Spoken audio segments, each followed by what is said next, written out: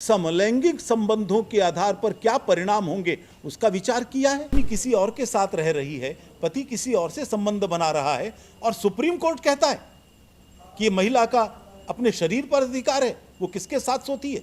मर्यादा पुरुषोत्तम से तुलना करना, मैं समझता हूं सुप्रीम कोर्ट को भी अपनी मर्यादाएं रखनी चाहिए।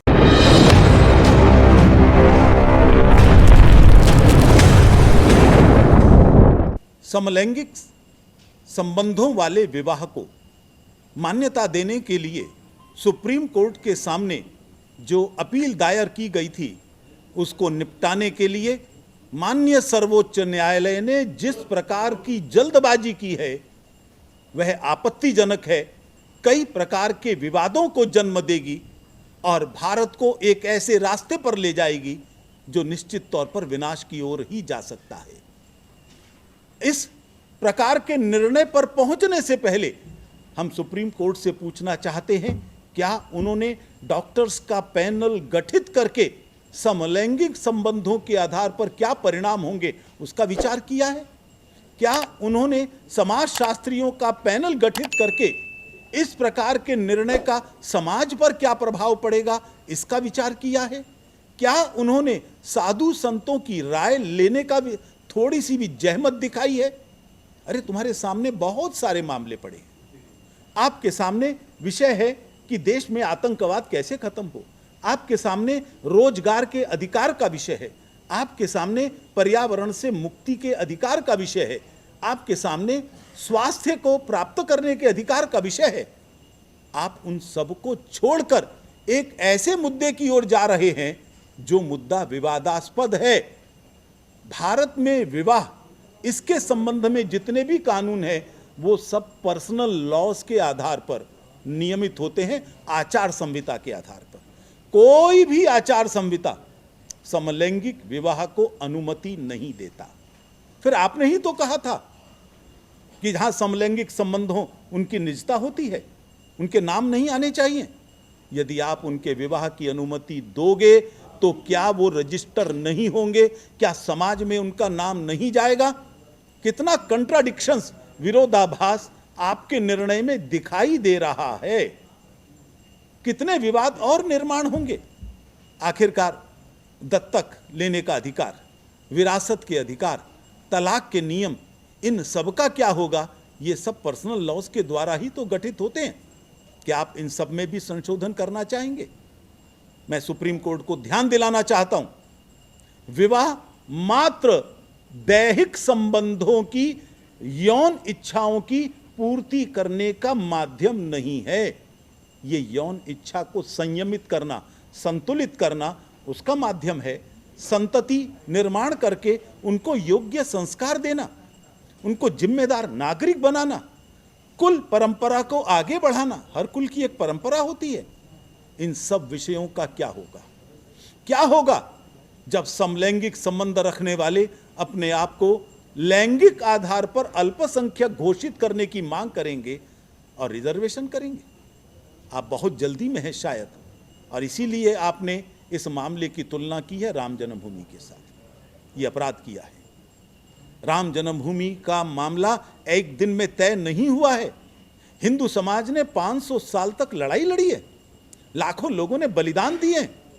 कोर्ट के अंदर भी हम लगातार 60-70 साल तक लड़ते रहे। एक एक तथ्य, एक एक सत्य, एक एक सबूत, उन सब की आपने बारीकी से जांच की है, लोअर कोर्ट से सुप्रीम कोर्ट तक। क्या इस विषय में ऐसा कुछ किया है? और उस राम जन्मभूमि के साथ तुलना करना कि हम वैसी ही सुनवाई करेंगे, ये भगवान राम का भी अपमान है जो मर्यादा पुरुषोत्तम थे। ये हिंदू समाज का भी अपमान है जिन्होंने इतने साल तक लड़ाई लड़ी थी, और ये राम जन्मभूमि का तो अपमान है ही। इसलिए मैं समझता हूं न्यायपालिका को अपने इस विषय पर पुनर्विचार करना चाहिए। हम सबका मत है कि जो टिप्पणी आपने राम जन्मभूमि के मामले में ली है उसको तुरंत वापस लें। हिंदू समाज का आक्रोश न भड़काएं। यदि आप इस विषय में ऐसी ही जल्दी को लेकर बढ़ेंगे तो हमें सब प्रकार के संवैधानिक उपायों का प्रयोग करके संघर्ष के मार्ग पर आगे बढ़ना पड़ेगा, लेकिन ये विनाशकारी कदम हम आपको नहीं बढ़ाने देंगे। सर कोर्ट तो सभी के लिए खुला होता है, वो तो उसमें कोई भी जाके मतलब अपनी बातें रख सकता है।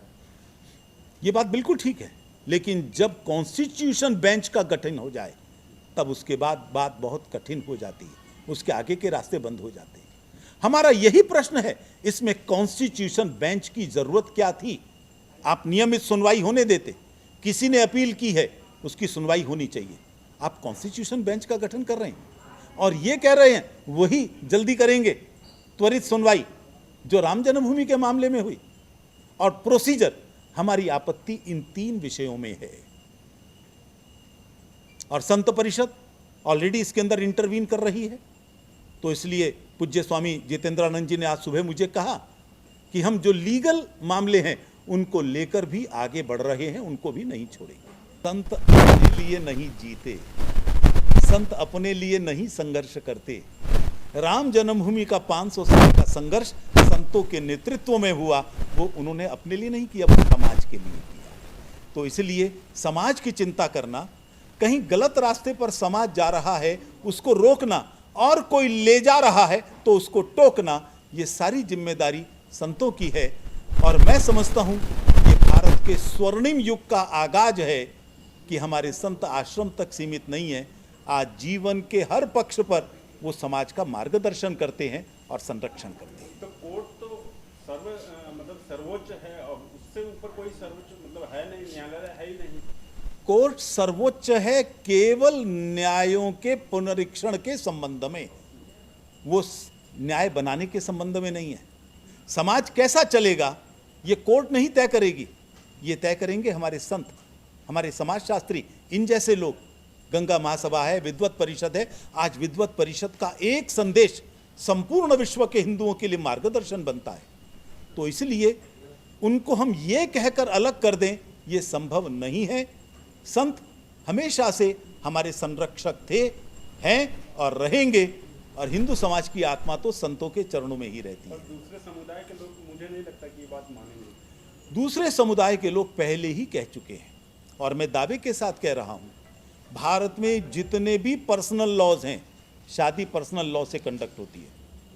कोई भी पर्सनल लॉ इस बात की अनुमति नहीं देता।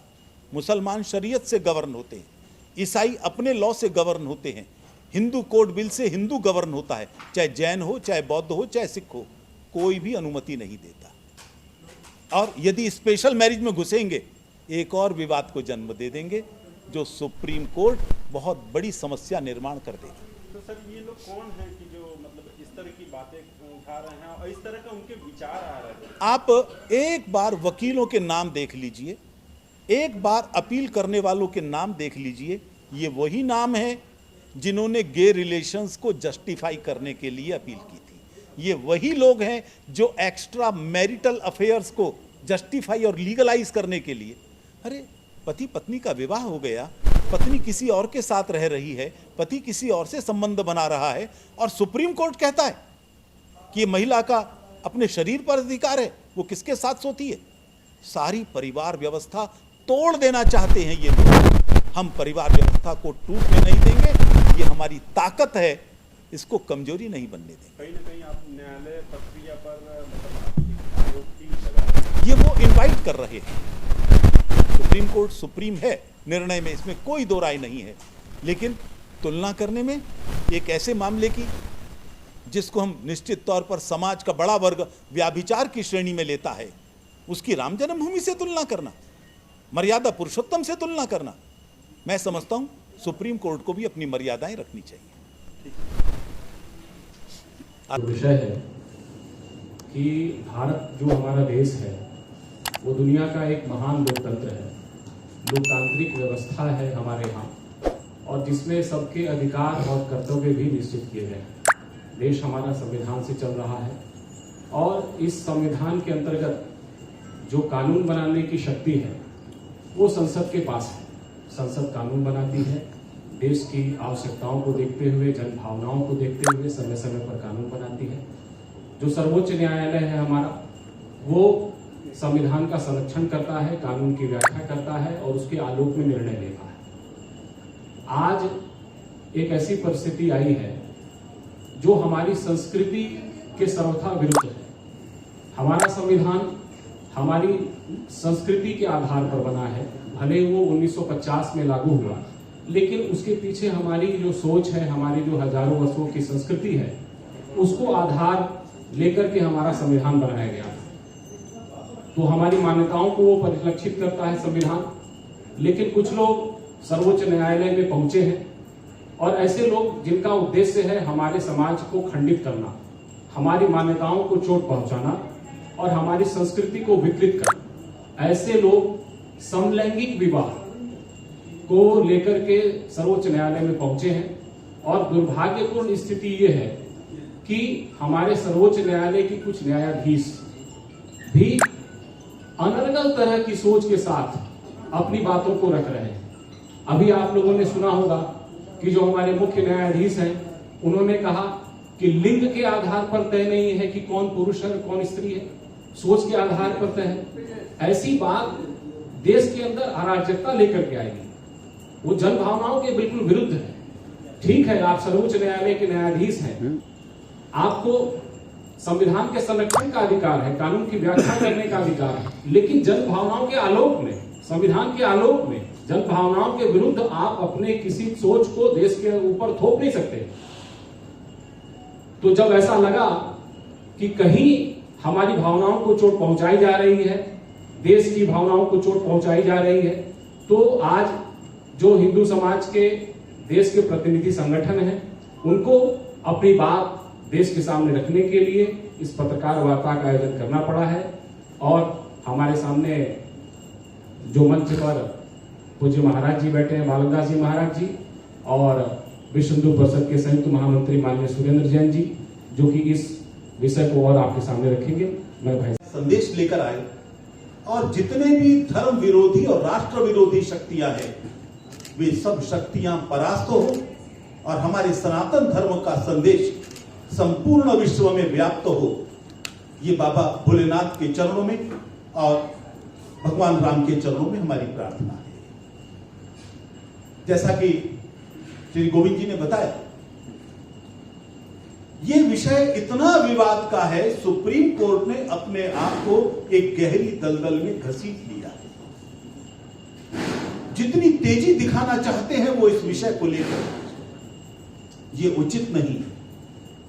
शिक्षा का अधिकार, स्वास्थ्य का अधिकार, आतंकवाद से बचने का अधिकार, मजहबी कट्टरता को दूर करने के उपाय, ऐसे बहुत सारे मुद्दे हैं सुप्रीम कोर्ट के सामने, और वो उन सब से ऊपर उठकर एक ऐसे विषय को जो कुछ लोगों तक सीमित है उसको प्राथमिकता दे रहे हैं।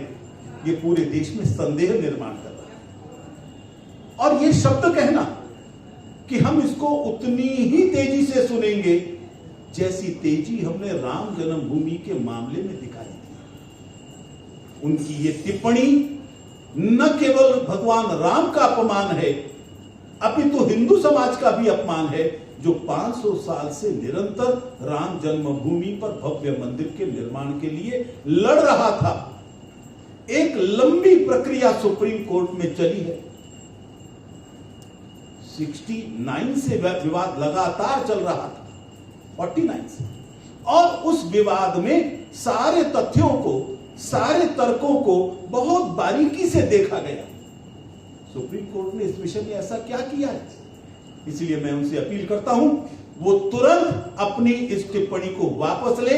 हिंदू समाज राम के और अपने इस आंदोलन के, अपने बलिदानों के अपमान को किसी हालत में स्वीकार नहीं करेगा। हिंदू धर्म में विवाह परंपरा यौन सुख को भोगने के लिए नहीं बनाई गई।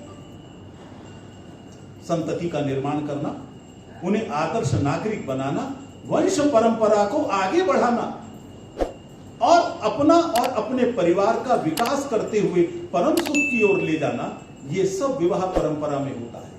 लेकिन दुर्भाग्य से इन्होंने केवल यौन इच्छा को पूरा करना और बिना जिम्मेदारी के इस प्रकार तक सीमित करने का प्रयास किया।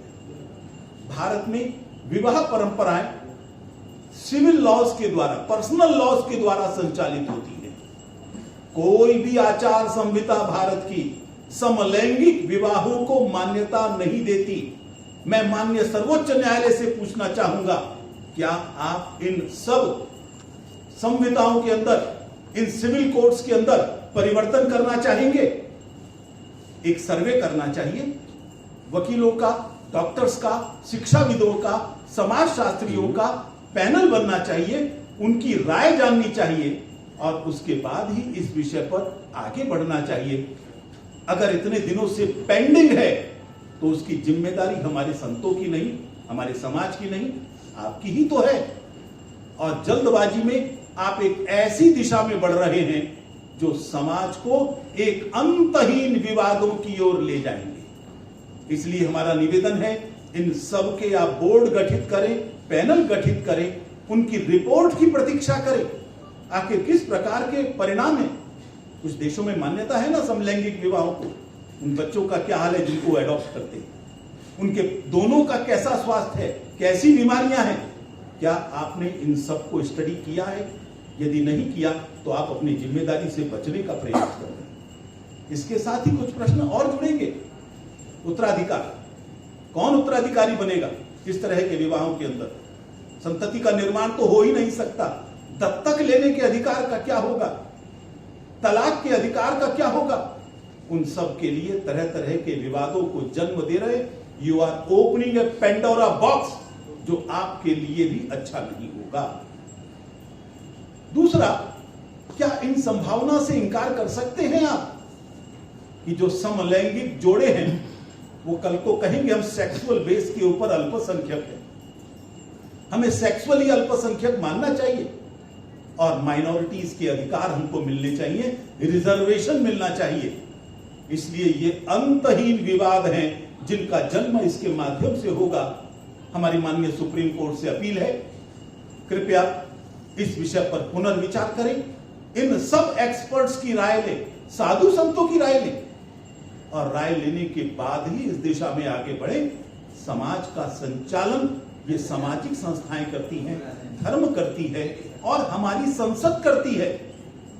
आप केवल कानूनों की परीक्षण करते हैं, कानून बनाने के अधिकार को आप मत लीजिए। आप इस दिशा में पहल कर रहे हैं, इसको स्वीकार नहीं कर रहे। इतनी जल्दी यदि करेंगे तो हमें इसका विरोध करने के लिए हर विधि सम्मत उपाय का प्रयोग करने के लिए विवश होना पड़ेगा। जिस प्रकार से समलैंगिक को लेकर के सुप्रीम कोर्ट का जो रवैया है, कुछ कतिपय जो जज हैं उन पर यह संदेह अखिल भारतीय संघ समिति से लेकर के और विद्युत परिषद और आपका जो है अखिल भारतीय व्यास संघ, सारे संगठन इस पर विशेष रूप से चिंतन कर रहे हैं कि अगर आज भारतीय संस्कृति के जो हमारे शास्त्र हैं, जो हमारे ग्रंथ हैं, जो हमारे वेद हैं, उनमें कहीं भी इस प्रकार की कोई गतिविधि अगर आ जाए तो मुझे समझ में आए कि नहीं, आपने कोई नया कार्य नहीं किया है।